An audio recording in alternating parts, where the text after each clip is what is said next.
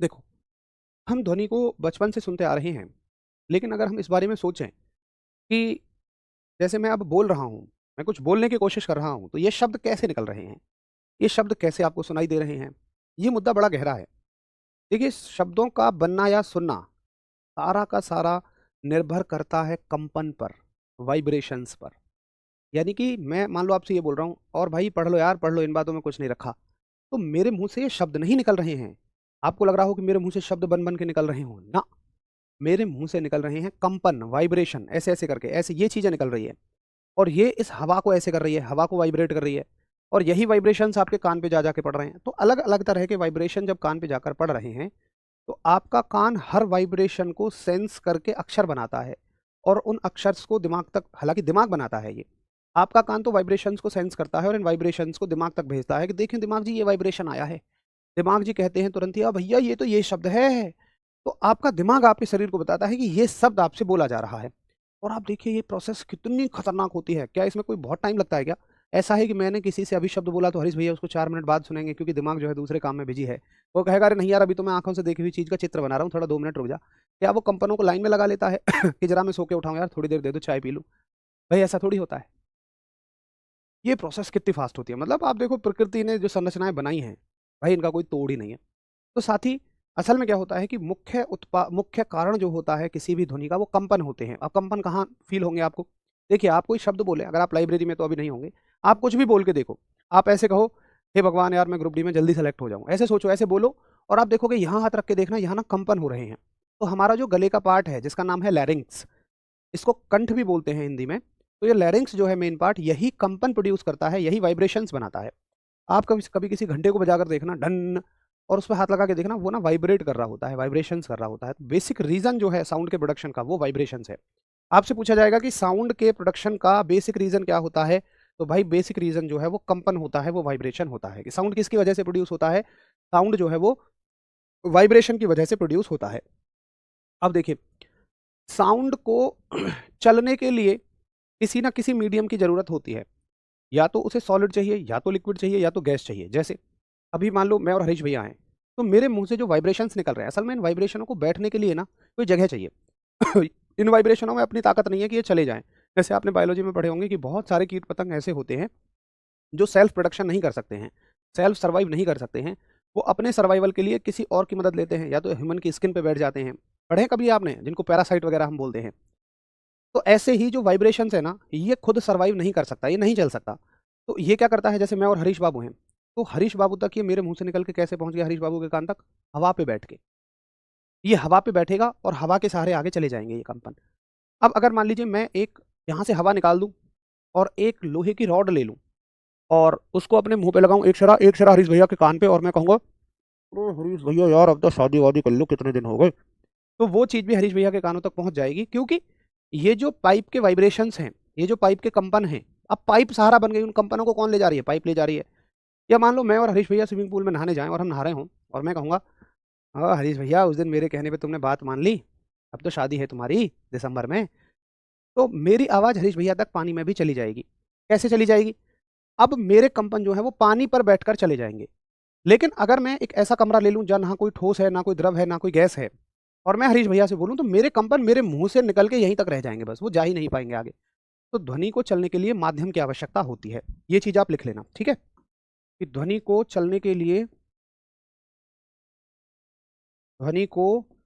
चलने के लिए किसकी आवश्यकता होती है? माध्यम की आवश्यकता होती है, ठीक है? यानी कि फॉर प्रोपगेशन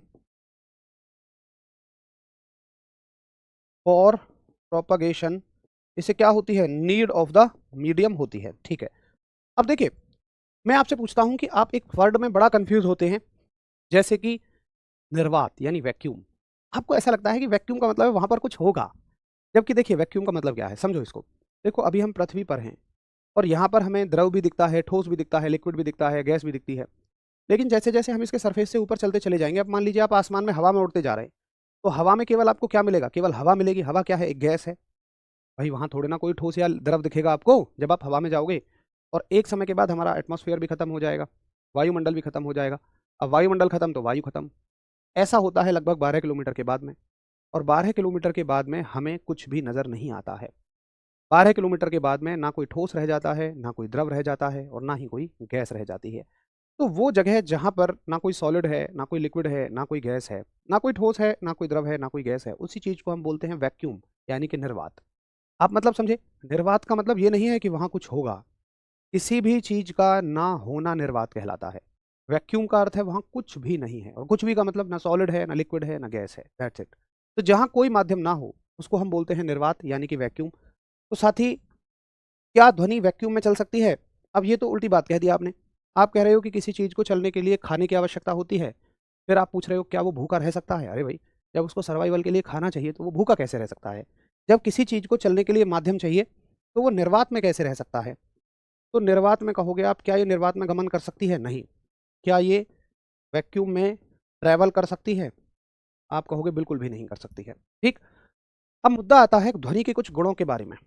साउंड की कुछ प्रॉपर्टीज़ के बारे में हमें पढ़ना होता है। जैसे हमें पढ़ना पड़ता है साउंड का मोटा होना, साउंड का पतला होना, साउंड की चाल के बारे में हमें पढ़ना होता है। तो काफ़ी सारी चीज़ें अब हमें ध्वनि के बारे में पढ़नी है। मतलब कुल मिला के ध्वनि की प्रॉपर्टीज़ पढ़नी है, गुण पढ़ने हैं कि क्या-क्या ध्वनि के गुण होते हैं। चलिए, देखो दोस्त, क्या समस्या है भई? एग्ज़ाम फरवरी में होगा कि नहीं, मैं उम्र के उस पड़ाव में हूँ, घर की ज़िम्मेदारियाँ ज़्यादा, अब समझ नहीं आता कि पढ़ाई करूँ कि छोड़ दूँ। दिन भर टेंशन में रहता हूँ। देखो भाई राहुल, ए टू ज़ेड भाई, पहली चीज़ तो ये साथी कि आप उम्र के जिस पड़ाव में हैं, उस पड़ाव में बहुत सारे लोग अभी हैं। केवल आप अकेले नहीं हैं और ना केवल ये आज की बात है। ऐसे लोग जो इन पास्ट में उम्र के पड़ाव में बहुत सारे लोग थे और आपके पास ज़िम्मेदारियाँ हैं, उनके पास भी ज़िम्मेदारियाँ थीं। अब उनमें से बहुत सारे लोगों ने छोड़ दिया। आप मुझसे पूछ रहे हो कि मैं पढ़ाई छोड़ दूँ। भाई पढ़ाई छोड़ने पर क्या हो जाएगा मुझे बताइए? आप क्या पालोगे पढ़ाई छोड़ने पर? अगर आपको लगता है कि पढ़ाई छोड़ने पर अभी जो मेरी ज़िंदगी है, उससे मेरी स्थितियाँ सुधर जाएँगी, तो बेशक छोड़ दो, कोई समस्या नहीं है। एक विश्लेषण खुद से किया करो। किसी भी चीज़ से पूछने से पहले, किसी को भी कहने से पहले, आप एक खुद का सेल्फ एनालिसिस कीजिए। मेरी स्थिति अभी ये है, मैं उन्हें यहाँ तक ले जाना चाहता हूँ। पढ़ाई के चक्कर में तो मैं गलत पढ़ रहा हूँ, पढ़ाई के चक्कर में मैं यहाँ तक नहीं जा पाऊँगा। मैं नौ पढ़ाई छोड़ दूँगा तो मैं किसी भी तरीके से यहाँ तक चला जाऊँगा। तो ठीक है, छोड़ दीजिए पढ़ाई, कोई दिक्कत थोड़ी है। पढ़ने का अर्थ क्या है? पढ़ने का अर्थ पहला हो सकता है, दूसरा अर्थ एक है कि नैतिक बनना है, सामाजिक बनना है, अपने समाज के लिए हम कुछ अच्छा सोच सकें, ज़िंदगी में कुछ अच्छा कर सकें। लेकिन प्राइमरीली पर्पज़ तो अभी पैसा कमाना है अगर देखा जाए, मतलब एक लिमिट तक पैसा कमाना। तो अगर आपको लगता है कि आप वो पैसा कैसे भी करके कमा सकते हैं, तो कमा लीजिए। आपके घर को जो ज़रूरतें हैं एक सरकारी नौकरी से वो हैं, तो फिर आप कर दीजिए। फिर ये किसी से पूछने की बात ही नहीं है। अगर आप कहते हैं कि भैया पढ़ाई छोड़ने से ये हो जाएगा, तो बिल्कुल छोड़िए आप, कोई समस्या नहीं है। लेकिन मैं एक चीज़ इतना कहूँगा, अगर आपको लग रहा हो कि नहीं यार, बगैर अब छोड़ दिया तो यार मैं तो ज़ीरो हो जाऊँगा, मेरे पास तो कुछ नहीं बचेगा, फिर तो मैं जो हूँ उससे भी हालत बदतर हो जाएगी। तो उसके लिए टेंशन-टूंशन लेने की कोई ज़रूरत नहीं है। टेंशनों से कुछ नहीं होता है। आपने एक मनुष्य का जन्म लिया है, देखो भाई ये बात क्लियर कर लो। आपकी ज़िंदगी के आड़े संघर्ष आएँगे। आप जितना ज़िंदगी को ज़िम्मेदारी से जीने की कोशिश करेंगे, संघर्ष उतने ज़्यादा आएँगे। आप ज़िम्मेदारी से भग जाओ, कोई इश्यू नहीं है, कोई संघर्ष नहीं है। बट अगर आप अपनी फैमिली का अपने साथ में ख़्याल रखते हुए चलोगे, तो कई बार आपके साथ संघर्ष आएँगे। अब उन संघर्षों में आप टेंशन आ जाओ कि मुझे तो टेंशन हो गई भैया, टेंशन हो गई, तो कोई निष्कर्ष नहीं निकलता है। टेंशन-वेंशन से कुछ नहीं होता है। भैया अपना सीधा टारगेट रख के कर्म करो। भविष्य में भी, भूत में भी बहुत सारे लोग ऐसे थे जिनकी स्थितियाँ आपसे भी बहुत बेकार थी, उनके पास आपसे भी ज़्यादा ज़िम्मेदारियाँ थी। जिन्होंने टेंशन ली उन्होंने छोड़ दिया, जिन्होंने टेंशन नहीं ली उन्होंने समझदारी से रास्तों को चुना, कि भई नहीं, मैं अभी करता रहूँगा यार, अभी 2-3 साल किया है तो और 3-4 महीने कर लूँ और 6 महीने कर लूँ, और आज वो सरकारी नौकरी पर हैं। और एक बार आप सरकारी नौकरी में सेलेक्ट हो गए ना, तो ये जो जितनी भी समस्याएँ हैं, ये जो जितनी भी दिक्कतें हैं, ये सारी की सारी दूर हो जाएँगी। जो भी कोई नहीं पूछेगा आपसे ज़िंदगी में कि क्या किया था, कितने साल तैयारी की थी, तुमने तो यार बड़े साल लगा दिए, अब तो तुम्हारी सफलता के कोई मायने नहीं है, कुछ नहीं। सफलता सिर्फ़ सफलता होती है। वो 2 साल में आए, 4 साल में आए, 5 साल में आए। सफलता उतना ही रंग लेकर आती है आपकी ज़िंदगी में, जितना उसका होता है, जितना उसका बनता है। तो वही आपके ऊपर निर्भर करता है कि आपको टेंशन आ जाना है। ये टेंशन-वेंशन तो देखो बेकार की चीज़ है। मतलब लिटरली मुझसे कोई पूछता है तो मैं उस आदमी को कमज़ोर दिमाग से देखता हूँ। मतलब कि वो वीक माइंडसेट वाला आदमी है। आपको एक स्ट्रॉन्ग माइंडसेट के साथ आगे चलना चाहिए। आपको ये नहीं कभी कहना ही नहीं चाहिए। अगर मुझसे आप ये कह रहे हो कि छोड़ दूँ, तो इसका मतलब आप पहले ही मन बना चुके हो। फिर मैं शायद उसमें बहुत ज़्यादा आपकी हेल्प नहीं करूँगा। मैं हेल्प उसकी करता हूँ जो मुझसे कहे कि भैया जी मेरे साथ ये दिक्कतें हैं, बट मैं कंटिन्यू रखना चाहता हूँ। अब मुझे बताओ कैसे रख सकते हो? तो मैं आपको बता भी दूँ। अगर आप पहले ही मेरे पास ये आ रहे हो, भैया मेरा तो मन करता है छोड़ दूँ, तो फिर उसको थोड़ा-सा उसमें एक स्पिरिट इम्पार्ट करना बड़ा मुश्किल हो जाता है। सारा खेल स्पिरिट का है, सारा खेल आपके माइंडसेट का है। चलो साथी, अब चलते हैं हम ध्वनि के एक मुद्दा आता है ध्वनि की आवृत्ति, यानी कि साउंड की फ्रीक्वेंसी। देखिए साउंड की फ्रीक्वेंसी से क्या मतलब है? हम ये कई बार पढ़ते हैं हम ये जो है कई बार पढ़ते हैं साउंड की फ्रीक्वेंसी, लेकिन हम कभी उसको ना फ़ील नहीं कर पाते। आओ ज़रा फ़ील करें कि साउंड की फ्रीक्वेंसी क्या होती है। देखिए, अभी अगर मैं हूँ तो मैं तो आपको समझा रहा हूँ कि अरे भाई यार पढ़ लो, भाई कुछ कर लो ज़िंदगी में, जो है आपकी जो समस्याएँ हैं वो सारी की सारी सुलझ जाएँगी। करो मेहनत यार, इतनी बड़ी चीज़ थोड़ी है। मैं तो ऐसे समझाता हूँ, करो भाई अच्छे से यार, इतनी बड़ी चीज़ें नहीं है। देखिए, संकट की सबसे बड़ी एक बात होती है, मतलब वक़्त की एक अच्छी बात होती है, आपने भी कहीं पढ़ा होगा कि वक़्त चाहे जैसा हो वो बीत जाता है। कभी ऐसा नहीं हुआ कि रात का अंधेरा इतना ज़्यादा हो गया कि उसने सूर्य को निकलने से ही रोक दिया। बेशक रातें कितनी भी काली हों, आंधी-तूफ़ान की रही हों, मुश्किल रही हों, लेकिन भई सवेरा होना तो निश्चित है। तो साथ ही आपके जीवन में भी सवेरा होगा, तभी इसी उम्मीद के साथ मेहनत करते रहो। ऐसा होता ही है कि कई बार हम बहुत विकट परिस्थितियों से घिर जाते हैं, घर वालों के ताने सुनने पड़ जाते हैं, खुद अपना मन भी कहता है, कि यार कब तक करता रहेगा, कब तक करता रहेगा? लेकिन देखिए, हमारे पास कोई ऑप्शन है भी तो नहीं। और क्या करोगे? तुम ज़्यादा से ज़्यादा कहाँ चले जाओगे तैयारी छोड़ के? प्राइवेट जॉब में चले जाओगे, 10-15 हज़ार की नौकरी में क्या ही कर लोगे? और आज अविवाहित हो तो कर भी लो, कल को शादी-ब्याह होने हैं, एक फैमिली की ज़िम्मेदारी बढ़नी है, बताओ क्या कर लोगे फिर? उसमें में कुछ भी नहीं हो पाएगा। मतलब क्या है ना कि आप एक इस संसार में उलझ के रह जाओगे। बहुत भयंकर तकलीफ़ों में फँस जाओगे अगर तुमने एक गलत निर्णय ले लिया। इसलिए कोशिश करिए कि पहले तो प्राइमरी यही रखिए कि भई मुझे तैयारी ही करनी है, एक नौकरी लेनी है। जब लगे कि भई अब तो मेरी उम्र भी निकल गई, ना फॉर्म भरने की उम्र रही है, ना कुछ रही है, तो अपने अंदर कोई स्किल बना लीजिए। ऐसा बिल्कुल भी ज़रूरी नहीं है कि फिर आप उम्र निकल गई है, फिर भी आप सरकारी नौकरी की तैयारी कर रहे हैं। भई फिर तो कोई अर्थ नहीं बनता। फिर आप क्या करें, अपने अंदर एक स्किल बना सकते हैं। हालाँकि अभी आपके लिए नहीं है वो चीज़ें। और देखो, उम्र निकलना, उम्र आजकल 25-28 साल, 30-30 साल रखी जाती है यार फॉर्म भरने की। एक बच्चा तैयारी कर देता है 21 साल से शुरू।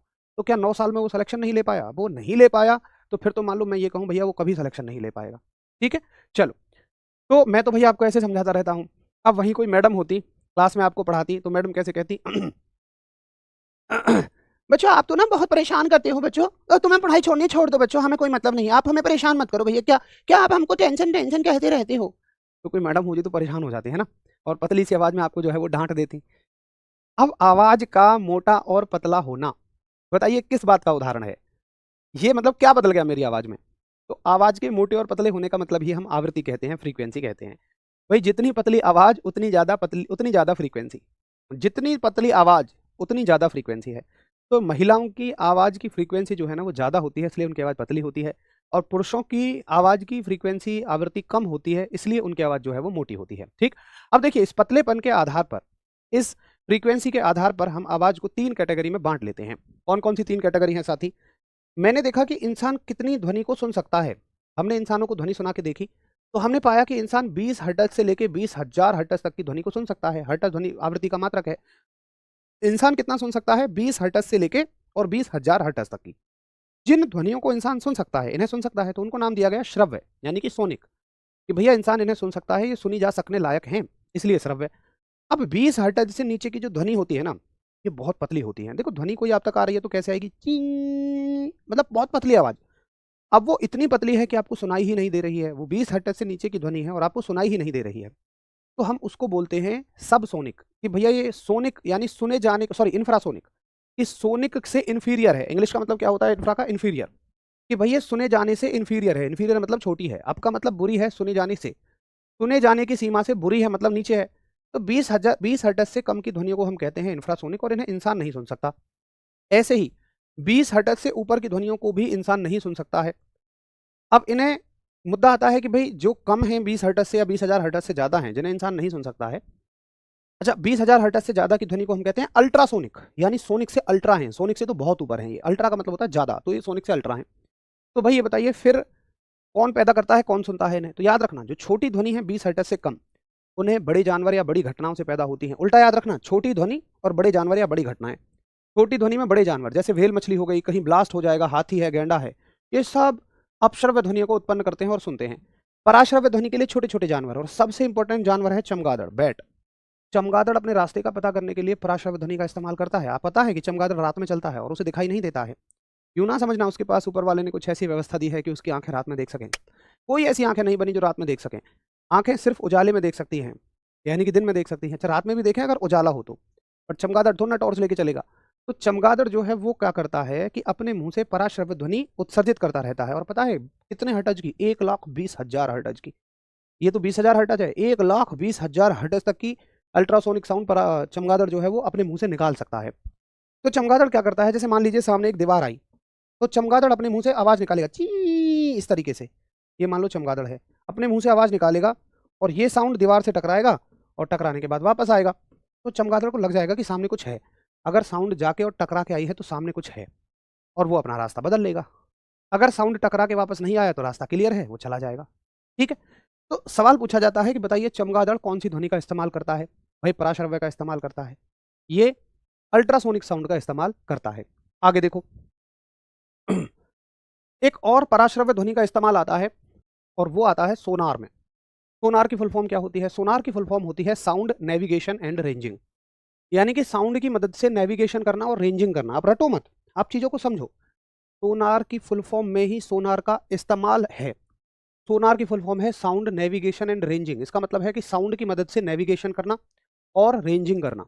अब नेविगेशन का मतलब क्या होता है? नेविगेशन का मतलब होता है रास्ता पता लगाना। तो साउंड की मदद से भाई कौन रास्ता पता लगाता है? चमगादड़ पता लगाता है। उसके अलावा जहाजों में नाविक भी पता लगाते हैं। क्यों पता लगाते हैं? देखिए, किसी ने टाइटैनिक मूवी देखी हो तो आप सभी ने टाइटैनिक के डूबने का मुख्य कारण ये पाया होगा कि वो एक बर्फ के बहुत बड़े टुकड़े से टकरा गया था। समुद्र में क्या होता है कि बर्फ के टुकड़े ऐसे होते हैं कि ऊपर तो वो बहुत थोड़े थोड़े नजर आते हैं लेकिन नीचे पूरे पहाड़ होते हैं। तो जब जहाज चलते हैं और अगर मान लो कोई हमारे पास सिस्टम ना हो देखने का तो वो इनसे टकरा जाते हैं और टकराने के बाद पलट जाते हैं। लेकिन अब एडवांस टेक्नोलॉजी में हमारे पास सोनार है और यहाँ से नाविक लगातार सोनार को यानी तरंगों को भेजता रहेगा और ये तरंग अगर वापस लौट के आ गई तो हम समझ लेंगे रास्ते में कुछ है। वो हल्का सा अपना रास्ता बदल लेता है। जितनी टकरा के आती है उतना ही रास्ते को बदल लेता है। तो इससे हम क्या करते हैं? रास्ते का पता लगाते हैं। उसके अलावा समुद्र की गहराई पता लगा सकते हैं। रेंजिंग, रेंजिंग का मतलब दूरी। तो दूरी कैसे पता लगाते हैं? समुद्र की गहराई। हम तरंगें भेज देते हैं और जब तरंगें टकरा के लौट आती हैं तो हम कह देते हैं कि इतनी गहराई है। उसके अलावा समुद्र में अगर कोई चीज छिपी हुई है, मान लो खजाना है या पत्थर वत्थर है, कुछ भी छिपा हुआ है, तब भी हम तरंगों को भेजेंगे, तरंगें टकरा के लौट आएंगे, हमें पता लग जाएगा कि नीचे कुछ है। तो गहराई पता करनी हो, समुद्र की गहराई में कुछ चीजें छिपी हुई हो उन्हें पता करना हो, या जहाज का रास्ता पता करना हो, तब के लिए हम किसका इस्तेमाल करते हैं? हम सोनार का इस्तेमाल करते हैं, जिसकी फुल फॉर्म है साउंड नेविगेशन एंड रेंजिंग। और इसमें किस तरह की तरंग इस्तेमाल हो रही हैं? अल्ट्रासोनिक कह लीजिए, अल्ट्रासाउंड कह लीजिए, एक ही बात है। पराश्रव्य तरंगों का इस्तेमाल होता है। अब बहुत सारे साथियों का एक सवाल यहाँ उठता है कि यार भैया फिर फेदोमीटर क्या करता है? देखो, फेदोमीटर भी यही काम करता है और फेदोमीटर में भी यही तरंगें होती हैं, यही वेव्स होती हैं, उसी से हम इसी तरीके से समुद्र की गहराई पता करते हैं। तो फेदोमीटर कह लो, सोनार कह लो, ये सब एक ही सिद्धांत पे कार्य करती हैं, अल्ट्रासोनिक तरंगों का इस्तेमाल करके, पराश्रव्य तरंगों का इस्तेमाल करते हैं। ठीक है? अच्छा जी, यहाँ तक हो गया आपका सोनार। अब देखिए आगे चलें थोड़ा सा साउंड में, और हमें क्या इंपॉर्टेंट पढ़ना है। जो बिल्कुल इंपॉर्टेंट है वो मैं आपको करा रहा हूँ। अगली चीज हमें साउंड में पढ़नी होती है अच्छा चलो अगली चीज को कल कवर करेंगे, है ना? आज यहीं तक रहने देते हैं, फ्रीक्वेंसी तक ही रहने देते हैं और इसके बाद जो है हम कल कवर करेंगे। अच्छा, इसका सोनार का इस्तेमाल एक जगह और होता है। हाँ, वो होता है सोनार का इस्तेमाल मेडिकल फील्ड में, चिकित्सा में। मेडिकल यानी कि चिकित्सा के क्षेत्र में भी सोनार का इस्तेमाल होता है। कहाँ इस्तेमाल होता है सोनार का इस्तेमाल? आपने देखा हो कई बार जब पेट में कोई इश्यूज हो जाते हैं तो मोस्टली हम अल्ट्रासाउंड कराते हैं, कहते हैं ना यार अल्ट्रासाउंड करा लेते हैं। तो अल्ट्रासाउंड क्या है? वो अल्ट्रासोनिक तरंगें होती हैं जो पेट में जाती हैं और पूरी इमेज बना के आपको दिखा देती हैं डॉक्टर को कि कहाँ क्या कुछ गड़बड़ चल रही है। ऐसा नहीं है कि वो बिल्कुल प्रॉपर ये बताती हैं कि ये समस्या है। डॉक्टर का मतलब एक्सपर्टीज किस बात की है डॉक्टर की? वो ये देख लेता है कौन सा तंतु, कौन सा टिश्यू, कौन सा अंग इधर उधर डेविएटेड है, थोड़ा बहुत अपनी जगह से हिला जुला है, और उसके आधार पर ही वो बीमारी का पता लगाते हैं। तो ऐसे नहीं पता लगता है कि ये भी पूरा एक चित्र बना के देगी या बता देगी भैया यहाँ बीमारी है, नहीं। ये जितनी भी टेक्निक्स हैं, एमआरआई वगैरह है, ये सब यही तो बताती है कि शरीर में ये यहाँ होना चाहिए था, मतलब वो तो एक चित्र दिखा देती है। और डॉक्टर समझ जाते हैं कि अच्छा ये चीज़ तो ऐसे होनी चाहिए थी बट हल्की सी अपनी स्ट्रक्चर से डेविएटेड है, तो वो समझ जाते हैं। चलिए, अब थोड़ा सा आगे चलते हैं। अब देखो, जैसे मैंने कल आपको बताया कि ध्वनि की आवृत्ति का मतलब क्या होता है, साउंड की फ्रीक्वेंसी का मतलब क्या होता है। तो साउंड की फ्रीक्वेंसी का मतलब होता है उसका पतलापन। कल मैंने आपको बताया, जैसे मास्टर लोग कैसे समझाएंगे, भैया साउंड की ध्वनि का मतलब ना पतलापन है। मैडम कैसे समझाती? बच्चों साउंड की ध्वनि जो होती है ना बच्चों, वो बहुत पतली होती है। तो बच्चों पतलेपन का मतलब होता है बच्चों आवृत्ति, है ना?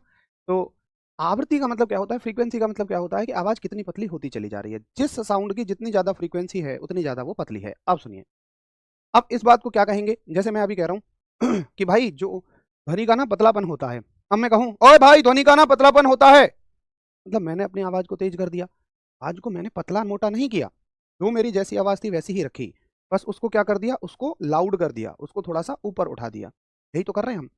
तो इस चीज को हम बोलते हैं, इस चीज को हम बोलते हैं ध्वनि की प्रबलता। जब हम अपनी आवाज को तेज कर रहे होते हैं, लाउड कर रहे होते हैं, तो उसको हम बोलते हैं प्रबलता यानी कि लाउडनेस। तो जैसे आवृत्ति होती है ध्वनि का, वैसे ही एक गुण होता है जिसका नाम है ध्वनि की प्रबलता, और इसका मतलब होता है आवाज का तेज या धीमा सुनाई देना। अब देखो, जैसे एक चीज होती है आवृत्ति, वैसे ही दूसरी चीज होती है आयाम। आयाम का मतलब होता है कि कोई तरंग कितनी ऊंची है, कोई तरंग कितनी ऊपर है, यही उस बात की प्रबलता होती है। ये डिपेंड करती है उसके एम्पलीट्यूड पर। और ये किसका मेजरमेंट होता है? ये मेजरमेंट होता है ऊर्जा का। इसका मात्रक क्या होता है? इसका मात्रक होता है डेसिबल और वॉट पर मीटर स्क्वायर। ठीक है। ध्वनि की आवृत्ति का मात्रक हर्ट्ज होता है, और ध्वनि की तेज आवाज का मात्रक जो है वो डेसिबल होता है, या डेसिबल को ही हम क्या लिखते हैं? वॉट पर मीटर स्क्वायर भी हम डेसिबल को ही लिखते हैं। तो ये बड़े इंपॉर्टेंट इंपॉर्टेंट फैक्ट हैं। अब देखिए, और डेसिबल से क्या सवाल बन सकता है? डेसिबल से सवाल बनेगा कि भाई मनुष्य जो है ना, वो कितनी तेज आवाज को सुने ताकि उसका स्वास्थ्य खराब ना हो, अधिकतम ध्वनि का स्तर। तो मनुष्य के स्वास्थ्य के लिए, मनुष्य के स्वास्थ्य यानी कि हेल्थ के लिए, मनुष्य के स्वास्थ्य के लिए अधिकतम ध्वनि का स्तर, मनुष्य के स्वास्थ्य के लिए अधिकतम ध्वनि का स्तर कितना होना चाहिए? तो साथी वो होगा 80 डेसिबल। अगर वो 80 डेसिबल से ज़्यादा सुनेगा, ये अधिकतम है, न्यूनतम पे आप बोलो तो अच्छा रहेगा। और भी जैसे अभी अगर मैं सामान्य बातचीत कर रहा हूँ तो मेरी ध्वनि का स्तर लगभग 50 डेसिबल के आसपास है, 45-50। लेकिन हम और तेज बोले, मैं और तेज बोल, हाँ भाई क्या हाल है, लगभग 60 हो गया, अरे भाई क्या हाल है, 70 हो गया, अरे भाई सुन ले मेरी बात भी, तो ये 80 डेसिबल हो। अब इससे ज़्यादा तुम किसी से अगर बात करोगे तो यार वो इरिटेट हो जाएगा। स्वास्थ्य का मतलब है तुम किसी से जब तेज बात करते हो तो वो ना इरिटेट हो जाता है। स्वास्थ्य का मतलब ऐसा नहीं है कि उसको बुखार आ जाएगा वो बात सुन के, नहीं। किसी को चिड़चिड़ापन ना हो किसी की आवाज़ सुन के, तो वो मैक्सिमम लिमिट है 80 डेसिबल। ठीक है। चलो, तो ये ध्वनि के हम कुछ प्रॉपर्टीज पढ़ रहे हैं जिनमें ध्वनि की आवाज का तेज या धीमा सुनाई देना, जिसको हम लाउडनेस भी कहते हैं। उसके अलावा अब दूसरी चीज आती है जिसका नाम है गुणता यानी कि क्वालिटी। देखिए, क्वालिटी क्या होती है, गुणता क्या होती है? भाई गुणता वो चीज है जिसके कारण वाद्य यंत्रों की ध्वनियों में फर्क किया जाता है। कैसे? देखो, जैसे मान के चलिए मैं कमरे के बाहर इधर एक वायलिन बजवाऊं, इधर एक बांसुरी बजवाऊं, और आपको कुछ दिखाई नहीं दे रहा, लेकिन फिर भी आप ये समझ जाएंगे कि किधर वायलिन बज रही है किधर बांसुरी बज रही है, उनकी आवाजें सुन के ही। वहां तो कोई तारा तो नहीं है, वहां तो कोई आवृत्ति नहीं है, वहां तो कोई गुणता नहीं है, आपको कुछ नहीं पता कहाँ क्या चल रहा है, लेकिन फिर भी आप समझ जाएंगे। तो इसी चीज को हम कहते हैं क्वालिटी यानी गुणता। इससे सवाल ही ये बनता है कि बताइए, दो वाद्य यंत्रों की, दो म्यूजिकल इंस्ट्रूमेंट की ध्वनियों में अंतर ध्वनि के किस गुण से किया जाता है? तो भैया जी वो गुणता से ही किया जाता है, वो क्वालिटी से ही किया जाता है। करिए एक बार हम सब। जी हाँ, मुझे आपकी बात समझ में आ गई है। भैया क्या बात हो गई भैया, काय परेशान हो भैया?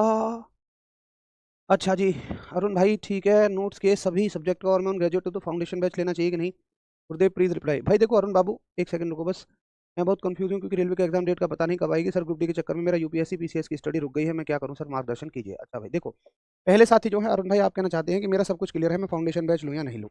देखो, फाउंडेशन बैच एक ऐसा बैच है, मैं उसका मोटिव बता दूं कि आगे रेलवे की किसी भी भर्ती के लिए आपको कोई भी बैच ना लेना पड़े। फाउंडेशन बैच इस उद्देश्य से लॉन्च किया गया है, क्योंकि हो क्या रहा था कि रेलवे लगातार वैकेंसी दिए जा रहा था। पहले एएलपी की वैकेंसी, फिर टेक्नीशियन की वैकेंसी, फिर एनटीपीसी की वैकेंसी, फिर ग्रुप डी की वैकेंसी। तो एक बैच खत्म नहीं हो रहा था, फिर बैच आ रहा था। तो हमें बच्चों को इस बात से दिक्कत ही नहीं थी कि बैच लॉन्च कर रहे हो आप तो, क्योंकि सारा बच्चा अलग अलग है।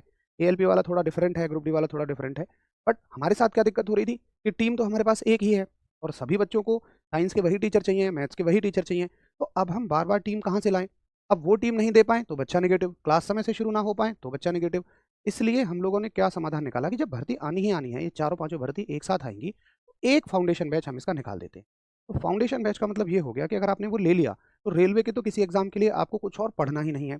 उसके अलावा जो बेसिक कांस्टेबल या आपके सिंपल सिंपल वाले एग्जाम होते हैं जिनमें कोई हाई लेवल का कुछ नहीं पूछा जाता, उनके लिए भी एसएससी जीडी वगैरह, UP police, Delhi police constable, इसके लिए भी कुछ आपको नहीं पढ़ना है। यानी कि एक, और उसकी वैलिडिटी भी 2 साल रहेगी। तो 2 साल का मतलब ये है कि मान लीजिए आप अभी एएलपी के लिए तैयारी शुरू करते हैं, फिर 8-10 महीने बाद जब एएलपी खत्म हो जाए आप एनटीपीसी के लिए तैयारी करना शुरू करें, बट आपकी कुछ नोट्स रह गए हों, कुछ क्लासेस रह गई हों, तो वो जो है आप वहाँ से कंप्लीट कर सकें। इसलिए इसकी वैलिडिटी भी हमने पूरी की पूरी 2 साल रखी है।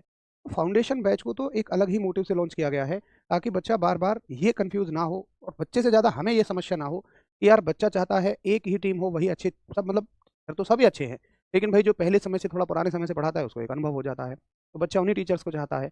अब उन टीचर्स को बार बार नहीं दे पा रहे थे, तो ये फाउंडेशन बैच का उद्देश्य है। अब देख, दूसरा साथी कह रहे हैं फ्यूचर आईएएस कि मेरी यूपीएससी पीसीएस की तैयारी रुक गई है ग्रुप डी के चक्कर में। देखो भाई, अब ग्रुप डी की अगर जिसकी तैयारी पूरी हो गई हो, जिसको लगता है कि मेरी तैयारी पूरी हो गई है, तो वो थोड़ा सा इंतजार कर लो कोर्ट के ऑर्डर का। कोर्ट का ऑर्डर क्या आता है, उसके 4 से 6 दिन बाद रेलवे की रिएक्शन क्या आती है, तब तक अपनी तैयारी को उसी स्पीड से बनाए रखो जिस स्पीड से आप करते हुए आ रहे थे। अगर रेलवे देता है 4 महीने बाद की डेट, तो आप 100% तो ग्रुप डी पे निर्भर रहना मत। आप क्या करना फिर कि ग्रुप डी की प्रैक्टिस और मॉक लगाते रहना, और उसके बाद आप अपनी किसी और एग्जाम की तैयारी में जुट जाना, जिसकी मैं भी जुट जाऊँ। अगर एक बार तैयारी हो जाए तो फिर ज़रूरत किसकी है? ज़रूरत फिर रिवीजन की है। ठीक है? चलो, तो ये हो गए आपके सवालों